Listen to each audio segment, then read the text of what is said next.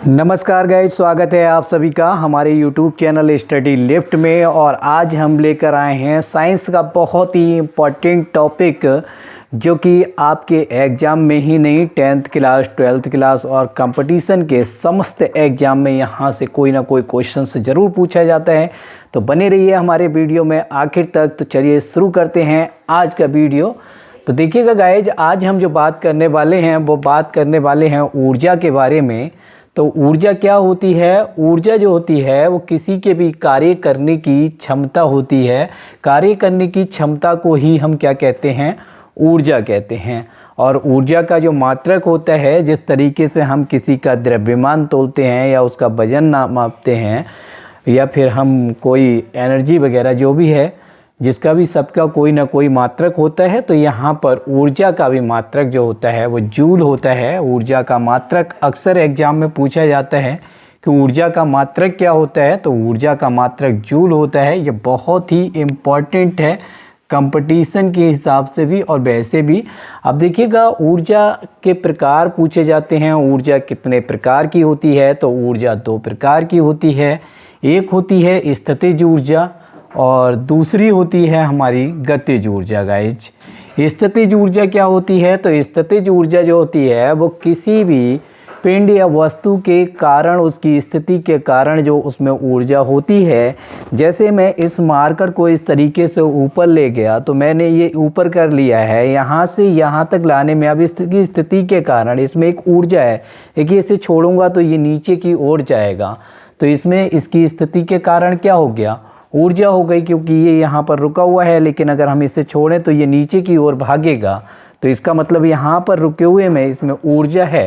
तो इसकी स्थिति के कारण जो ऊर्जा है, किसी भी पिंड या वस्तु की विशेष स्थिति के कारण जो ऊर्जा होती है, उसी को हम गाइज स्थितिज ऊर्जा कहते हैं। जिस तरीके से खींचा हुआ कमान, जैसे हम तीर कमान को खींच लेते हैं, उसमें एक खींचा हुआ है और उसमें अगर हम छोड़ दें तो वो आगे की ओर भाग जाएगा, तो उसमें क्या है? उसमें एक ऊर्जा है। खींचा हुआ लोलक, जिस तरीके से वो झूला होता है उसे हम इस तरीके से रोके हुए हैं, और अगर हम उसे छोड़ें तो वो इस तरीके से क्या करना शुरू कर देगा? दोलन करना शुरू कर देगा।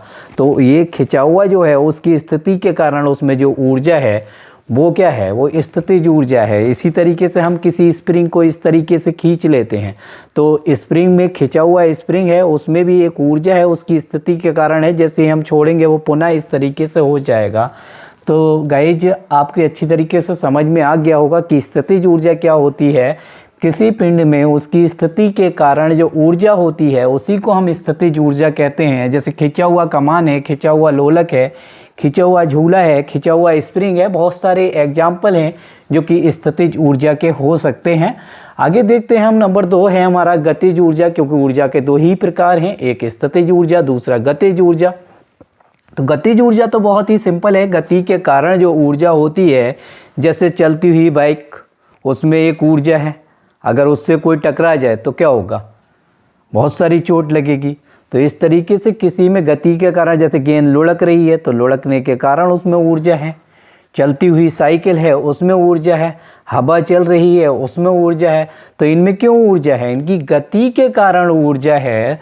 तो गति के कारण जो ऊर्जा होती है उससे गाइज हम क्या कहते हैं?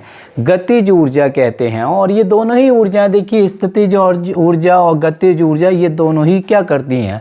कार्य करती हैं। ठीक है, तो स्थितिज ऊर्जा प्लस गतिज ऊर्जा दोनों को अगर हम मिला दें तो इन दोनों को मिलाकर ही यांत्रिक ऊर्जा बनती है। यांत्रिक ऊर्जा का मतलब होता है कि कार्य करने की जो क्षमता है, जो कार्य किया जा रहा है, वही यांत्रिक ऊर्जा है।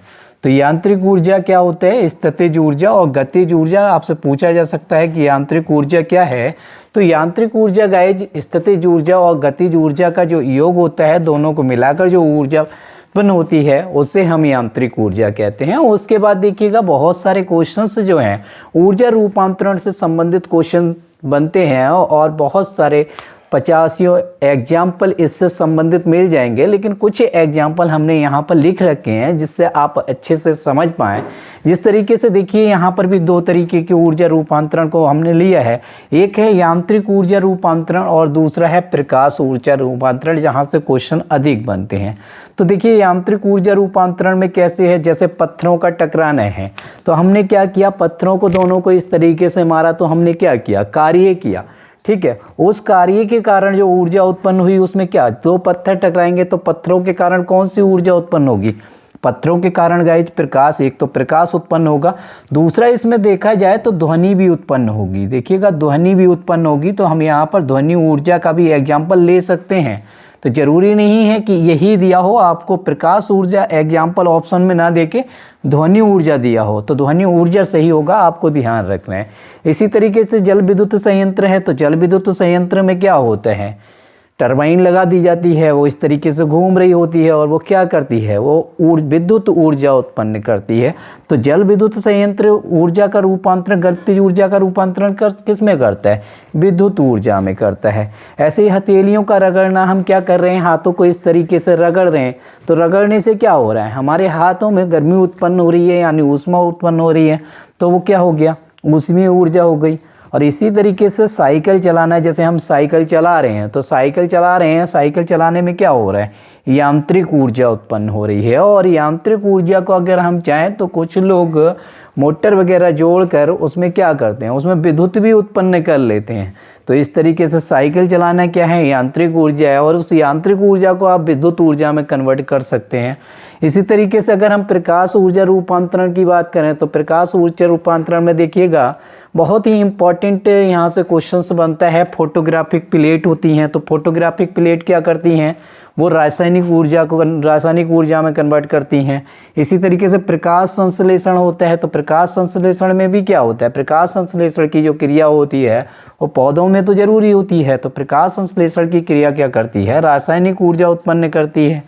ऐसे ही सोलर सेल हैं, आजकल हर घर में इसका प्रयोग हो रहा है, तो सोलर सेल की वजह से क्या होता है, विद्युत ऊर्जा उत्पन्न होती है। तो गाइज इस तरीके के आपको बहुत सारे एग्जाम्पल्स मिल जाएंगे बुक में, यहाँ पर कुछ ही एग्जाम्पल हैं, इन एग्जाम्पल्स को और जो मिल जाएं आपको उनको कलेक्ट करने की कोशिश कीजिएगा और उन्हें ज़रूर पढ़िएगा, जिससे कि आपका एग्ज़ाम में और अच्छे से तैयारी हो सके। और इस तरीके से आपको मुझे लगता है कि आपको ऊर्जा का कॉन्सेप्ट अच्छे से समझ में आ गया होगा और हमारा वीडियो अच्छा लगा होगा। और यदि हमारा वीडियो अच्छा लगा है तो प्लीज़ आप लोग हमारे चैनल को सब्सक्राइब करें, वीडियो को शेयर करें, लाइक करें, कमेंट करें, और इसी तरीके की वीडियो हम फिर लेकर आएंगे आपके लिए, इससे बेहतर और अच्छी तैयारी करने की कोशिश करेंगे। फिर मिलेंगे अगले वीडियो में, तब तक के लिए जय हिंद।